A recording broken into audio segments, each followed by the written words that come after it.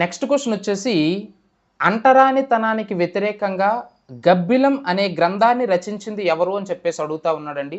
Options వచ్చేసి option 1 Didla Pullayya, option 2 Darsi Chenchayya, option 3 Shyamala, option 4 Gurram Jashuva. ఎవరండి? మీకు అందరికీ కూడా తెలుసు, కవి కోకిల బిరుదాంకితుడైనటువంటి గుర్రం జాషువా అంటరానితనానికి వ్యతిరేకంగా ఈ గబ్బిలం అనే నవలను రచించడం అనేది జరిగిందండి. అయితే కేవలం గబ్బిలం మాత్రమే కాదు, అద్భుతమైనటువంటి రచనలు పిరదౌసి కావచ్చు, కాందసీకులు కావచ్చు, ముంతాజ్ మహల్ కావచ్చు, క్రీస్తు చరిత్ర కావచ్చు, నాగార్జున సాగర్ కావచ్చు, ఈ రచనలన్నీ ఎవరివయ్యా అంటే గుర్రం జాషువావి. చాలా ఇంపార్టెంట్ అండి, అడుగుతూ ఉంటాడు.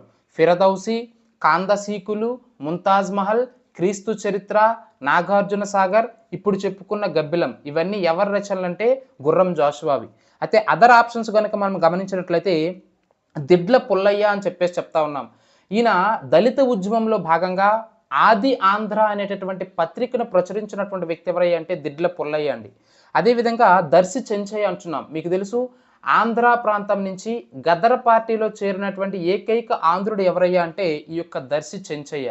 సో కాబట్టి ఓవరాల్ అంటరానితనానికి వ్యతిరేకంగా గబ్బిలం అనేటటువంటి గ్రంథాన్ని రచించినటువంటి రచయిత ఎవరంటే మనకి కావాల్సినటువంటి ఆన్సర్ గుర్రం జాషువా అనే విషయాన్ని మీరు ఇక్కడ గుర్తుంచుకోవాలి.